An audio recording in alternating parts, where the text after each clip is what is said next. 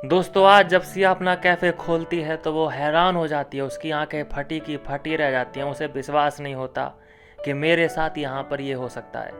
पूरे कैफ़े में खून खून, तोड़ फोड़, सब चीज़ें बिखरी हुई।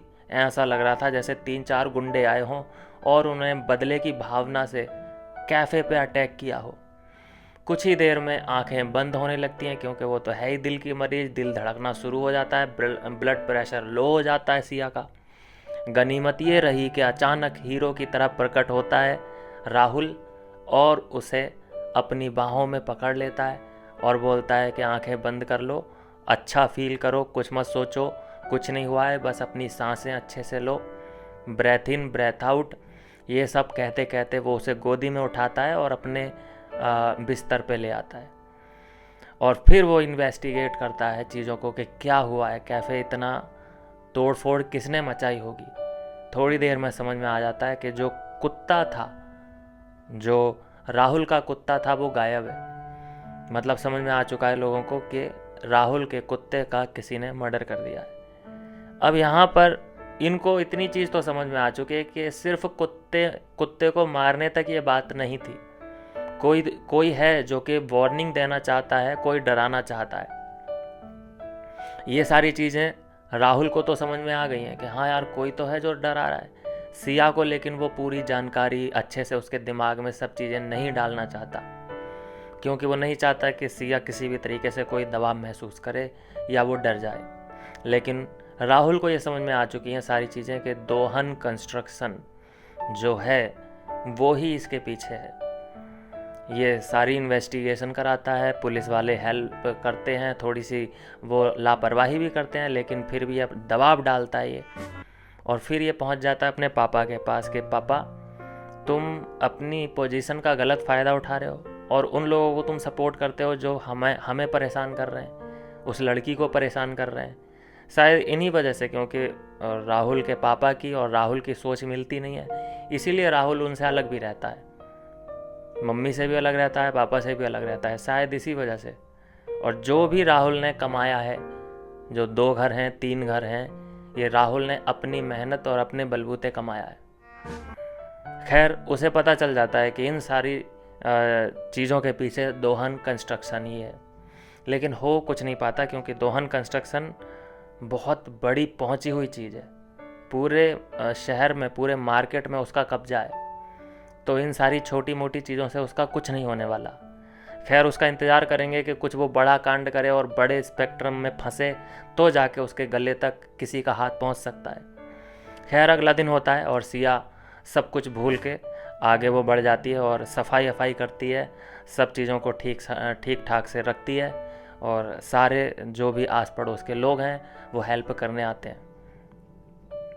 लेकिन फिर इतने में राहुल की एंट्री होती है और वो लड़ता है, लड़ाई करने लगता है सिया से कि तुम यहाँ पे क्या कर रही हो, तुम्हें तो मैंने बोला था आराम करने के लिए। क्योंकि जब राहुल इन्वेस्टिगेट करने पुलिस स्टेशन अपने पापा के यहाँ जाता है तो वो एक चिट छोड़ के जाता है कि तुम्हें सिर्फ़ और सिर्फ मेरे घर पे रहना है, तुम्हारी जान को खतरा है, कोई है तुम्हारे पीछे पड़ा हुआ, वगैरह वगैरह। डराता है थोड़ा सा उसको ताकि ये घर में ही रहे। तो फिर भी वो सब चीज़ों को अवॉइड करके अपने कैफ़े, क्योंकि उसे कैफ़े की बहुत चिंता है, भाई चलाना भी तो है, बिजनेस भी तो करना है। अब वो राहुल की तरह इतनी अमीर तो है नहीं, उसे तो बिजनेस करना ही पड़ेगा। वो अगले दिन पहुंच जाती है, साफ़ सफाई करके काम चालू कर देती है। लेकिन इस बार खुशकिस्मती ये अच्छी होती है सिया की कि अब जो है ग्राहक उसके कैफ़े में आने लगे हैं। आस पड़ोस के लोग और भी दूर दूर से लोग जानकारी लेने आ रहे हैं, वकालत की सलाह लेने आ रहे हैं। किसी का कोई केस है तो वो हर तरीके से जिस प्रकार की भी सलाह जिसको भी चाहिए वो अब लेने शुरू कर दिया है सिया से। तो ये एक चीज़ है जो कि वहाँ पर जितने भी लोग हैं वो खुश होते हैं देख देख के कि हाँ चलो ठीक है, ये लड़की यहाँ सेटल कर गई है। लेकिन इस बात से राहुल अभी खुश नहीं है, क्योंकि उसने आराम करने के लिए बोला है, तो ये कैसे डांटता है उसको, सबके सामने डांटता है। अब सबके सामने डांट रहा होता है तो सारे लोग हैरान हो जाते हैं कि यार ये तो ऐसे डांट रहा है जैसे कोई हस्बैंड अपनी वाइफ को डांटता है कि तुम यहाँ क्यों आई हो, तुम्हें तो अभी आराम करने के लिए बोला था ना मैंने, तुम क्या है। तो वो बोलती है तुम्हें मेरी फ़िक्र क्यों है, तुमने तो ये बोला है ना कि मैं तुम्हें परेशान ना करूँ इन सारी चीज़ों से, तो अगर मैं तुम्हारे घर में रहूँगी, तुम्हारे बिस्तर पे पड़ी रहूँगी तो तुम्हें तो परेशानी होगी, क्योंकि आज पहली बार मतलब सिया को ये महसूस हुआ कि उसने बहुत अच्छी नींद ली। ऐसा लगा कि वो पहली बार अपने घर में उठी है, जबकि वो राहुल के घर में थी। रात में दिन में सोई थी सुबह, और वो शाम को उठी है। तो बहुत अच्छी नींद आई उसको राहुल के घर में। तो फिर भी वो उसके मन से निकलवाना चाहती है, राहुल के मन से, कि वो क्या चाहता है कि नहीं चाहता है। तो इसीलिए उसके जख्मों को कुरेदती रहती है कि तुम्हें क्या, मैं कैसी भी रहूं, मुझे कोई भी मार जाए, मेरे चोट लग जाए, मेरा बिजनेस चले ना चले, तुम क्यों इतनी चिंता कर रहे हो मेरी? तुमने तो यहाँ अपनी जो शर्तें हैं उसमें साफ साफ लिखा है कि मैं तुम्हें परेशान ना करूं, तो अभी तुम क्यों परेशानी मोल लेना चाहते हो? तो यहाँ पर राहुल कहता है कि मुझे तो तुम्हें मतलब चिंता है मुझे तुम्हारी, और चिंता करना कोई बुरी बात नहीं है, और हम एक फैमिली हैं, फैमिली जैसे जैसे भाई बहन होते हैं वैसे ही हम हैं। तो ऐसा यहाँ पर बोल देता है कि जैसे भाई बहन होते हैं वैसे ही हम दोनों हैं। हैरान भाई सब की आंखें फटी की फटी रह जाती हैं कि यार क्या बोल रहा है ये, गर्लफ्रेंड बॉयफ्रेंड बोल देता, दोस्त बोल देता, चलो भाई बहन क्यों बोला इसने। खैर कोई बात नहीं, सीन शिफ्ट होता है, थोड़ा सा आगे बढ़ते हैं ये लोग। लेकिन अगले दिन जो एक सलाह लेने एक औरत आती है, और ये औरत कुछ सस्पिशियस होती है, कुछ ऐसे समझ लो कि पागल औरत आती है, और ये शिकायत करती है कि मैं जब अपने घर से निकलती हूँ अपनी बेटी के साथ, तो एक खिड़की से एक आदमी मुझ पर नज़र रखता है, वो मेरे फ़ोटो खींचता है, मैं जहाँ भी जाती हूँ वो जहाँ तक चाहे मुझे वो फॉलो करता है। मतलब क्यों करता है वो ऐसा? मैं उसके खिलाफ़ लीगल नोटिस भेजना चाहती हूँ उसके लिए। तो वो हैरान होती है कि अच्छा ऐसा है, तो क्या तुम्हें उससे कोई ख़तरा है? उसने अभी तक तुम्हें कोई टॉर्चर वगैरह किया है अभी तक? तो वो बोलती है कि नहीं ऐसा तो नहीं किया है, लेकिन वो कर सकता है।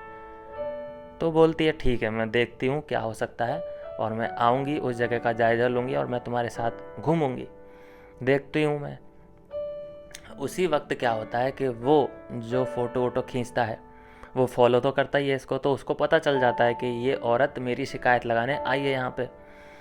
तो वो आदमी भी आ जाता है जिसके खिलाफ अभी अभी वो शिकायत करने गई है कि ये लड़का होता है, वो आदमी नहीं होता, ये लड़का मेरी फ़ोटो खींचता है। वो लड़का आ जाता है यहाँ पे, और वो पूरी पोल पट्टी उस मतलब औरत की, जो साइको औरत है उसकी खोल देता है कि ये औरत बहुत चालू है, ये क्रिमिनल है। कैसे? ये देखो इसकी 2 बेटियां हैं, मुझे जो लगता है वो बताता है, सबूत रख देता है सब सामने कि मुझे लगता है कि इसकी 2 बेटियां हैं, लेकिन ये अपनी सिर्फ एक ही बेटी को लेकर घूमती है। क्यों भाई? दूसरी बेटी का भी तो मन करता होगा ना बाहर घूमने का, दुनिया देखने का, लेकिन ये सिर्फ और सिर्फ अपनी एक ही बेटी को क्यों लेकर घूमती है, जबकि इसने दूसरी को भी देखा हुआ है। तो सब हैरान हो जाते हैं कि भाई ऐसा कैसे, एक लड़की को नहीं घुमाती, एक ही लड़की इसके साथ में हमेशा रहती है। तो उसकी बातों पे ये सारे लोग यकीन कर लेते हैं। अब होता क्या है, यहाँ पर एक अगला दिन होता है शुरू, और फिर ये इन्वेस्टिगेट करने की कोशिश करते हैं। ये उसके घर में जाते हैं पुलिस को लेके उसके घर जाते हैं, तो देखते हैं सारा सामान बिखरा तिखरा है, दाग धब्बे हर जगह, और स्मेल बहुत अजीब तरीके की, बदबू, और सब चीज़ें ऐसा लग रहा था जैसे कि अपने आप में एक कहानी बयां कर रही हों कि यहाँ पे कुछ तो गड़बड़ है। अच्छा, जब ये प्रेशर डालता है पुलिस पे कि तुम क्या कर रहे हो, तुम्हारी इन्वेस्टिगेशन कहाँ तक पहुँची, अभी तक तो तुमने जो मेरे कैफ़े में तोड़फोड़ हुई उसको नहीं पकड़ पाए हो, अभी ये दूसरा केस हो रहा है, ये दूसरा केस हम तुम्हारे पास लेके आए हैं कि एक लड़की है, लेकिन उस लड़की को ही वो लेके बाहर निकलती है, लेकिन एक और छोटी बच्ची है, वो कहाँ है, उसको ढूंढो। तो दबाव डाला जाता है पुलिस पे।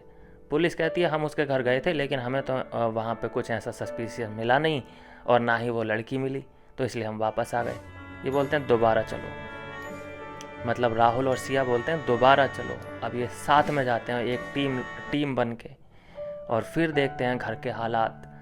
वो साइको औरत उसी अपनी छोटी बेटी, मतलब एक ही बेटी के साथ घूमती है, वो ही दिख रही थी वहाँ पे, जो उसकी बड़ी थी बेटी, और बड़ी मतलब 8 साल की होगी और छोटी लगभग 6 साल की होगी, और बड़ी बेटी नहीं दिखाई दे रही होती। राहुल लेकिन स्मार्ट है, उसने एक डोर देखा, उसमें एक बेल्ट बंधी हुई थी, जैसे कुत्ते के गले में एक पट्टा होता है वैसा कुछ पट्टा वहाँ पर देखा गया।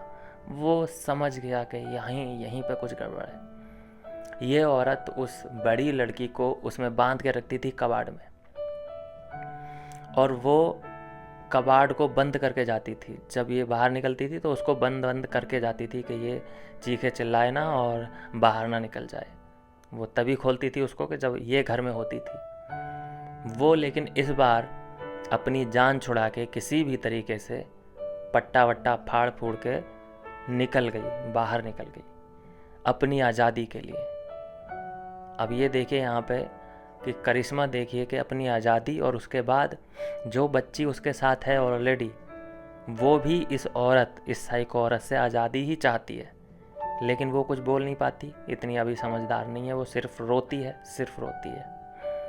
वो पूछती है, सिया पूछती है उससे कि बेटा तुम्हारी बड़ी बहन कहाँ है? तो वो बोलती है नहीं पता मुझे। ये सारी चीज़ें जब हो रही होती हैं तो वो जो साइको औरत है वो सिया पे चाकू तान देती है कि ये सब तेरी वजह से हुआ है। मैं अभी तेरी दुकान पे ही गई थी, तेरे कैफ़े में गई थी तुझसे सलाह लेने के लिए, लेकिन तूने रायता फैला दिया, तूने टीम बना के लेके आ गई तू मेरे घर पे, तेरी वजह से ये सब हो रहा है।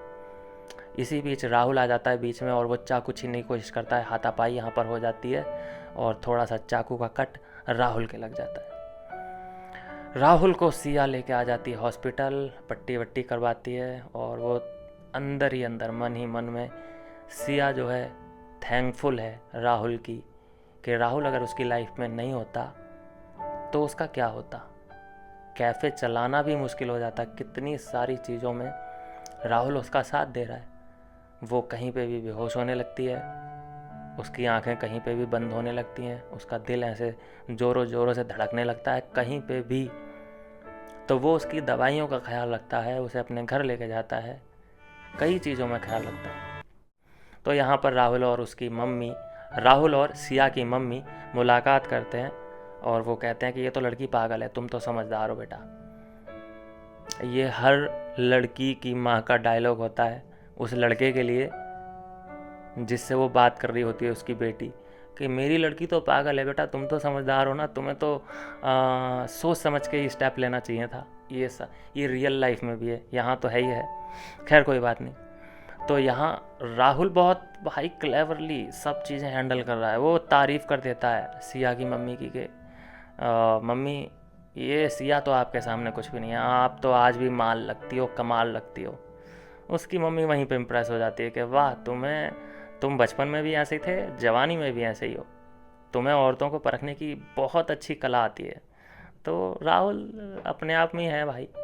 तो खैर फिर ये इन्वेस्टिगेट करते हैं अपने स्तर पे। पुलिस भी ढूंढ रही होती है और सिया और राहुल भी ढूंढ रहे होते हैं कि वो बड़ी लड़की कहाँ गायब हो गई। और इन्होंने उस लड़की को छुड़ा लिया होता है, जो छोटी बच्ची होती है उस साइको औरत से, वो उस बच्ची को छुड़ा लेते हैं कि भाई इसके भरोसे अब किसी भी लड़की को नहीं छोड़ा जा सकता। अच्छा, सिया ढूंढ रही होती है, अब पुलिस थाने हर जगह अपने स्तर पे ये लोग ढूंढ रहे होते हैं, गली मोहल्ले जहाँ भी इन्हें लगता है। अब ये थक हार जाते हैं, मतलब ढूंढते ढूंढते हिसाब ये हो जाता है कि बारिश भी आ जाती है, सिया के जो है पैरों में भी दर्द होने लगता है, और ये थक हार के अपने कैफ़े में शाम को, रात को आ जाते हैं।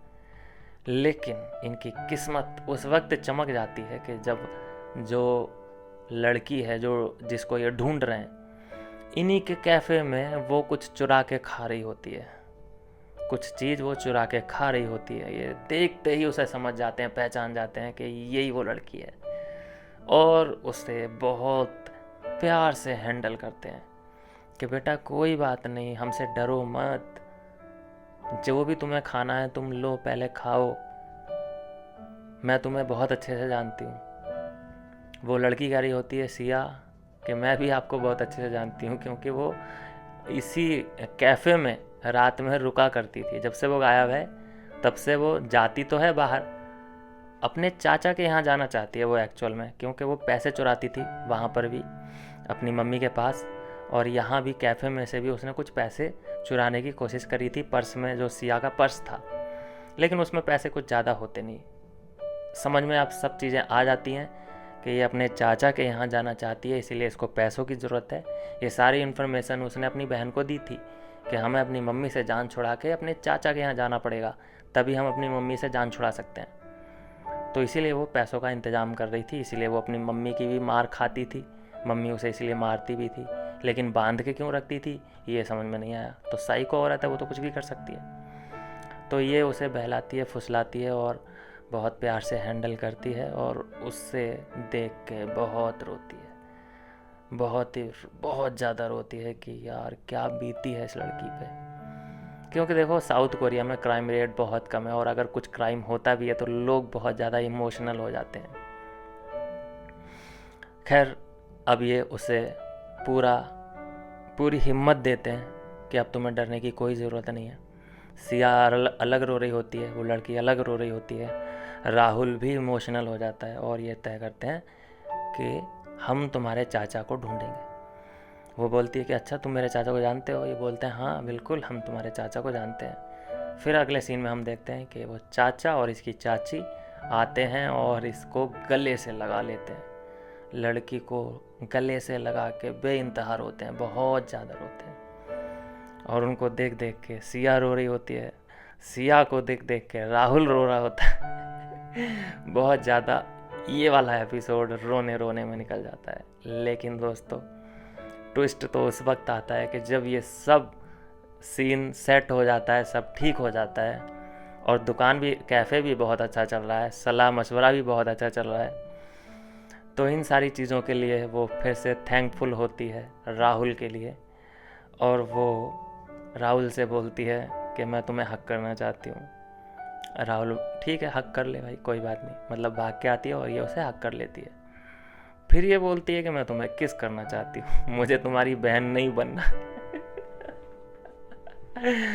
सिया बोलती है कि मुझे तुम्हारी बहन नहीं बनना है, मुझे किस करना है। तो यहाँ पर हम एक किसिंग सीन भी देखते हैं।